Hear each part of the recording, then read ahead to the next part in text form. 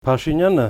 ընդհանրապես գոյություն ունի այսօրվա դրությամբ Թուրքիայի տեսանկյունից, որպեսզի իրենց թույլ տա Հայաստանի նկատմամբ հերթական ագրեսիան իրականացնելու։ Այսինքն ինքը ոնց որ դարպասներ բացող է։ Ինչու՞։ Նախ պատերազմից հետո 5 տարի անց ինքը ոչ մի իրական բարեփոխում չի իրականացրել, միայն ստեր է տարածում, որ Հայաստան հսկա քանակով զենք է ներմուծվում։ Բայց իրականությունը ի՞նչն է։ Այսինքն Հայաստանը թողում են անպաշտպան, հատուկ թույլատնում են հայկական բանակը թիրախ են դարձնում, այս անիմաստ տարբեր խոսակցություններ, որ չգիտեմ փողով են եւ այլն, մենք պետք է հիմա խոսած լինենք 200-300 հազար դրոնների մասին, որոնք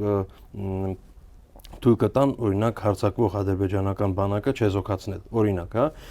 դրանից ավելի քիչ թիվ, այսինքն 300,000-ից ավելի քիչ թիվ, նույնիսկ ոչ մի հարց չի լուծելու, հաշվի առնելով օրինակ ուկրաինական պատերազմը։ Այո, ճիշտ եք, Նախիջևանում հունիսի 12-ին, այսինքն Իրանի վրա իսրայելական հարձակումից մի օր շուտ սկսվեց 2 հատ զորավարժություն զուգահեռ։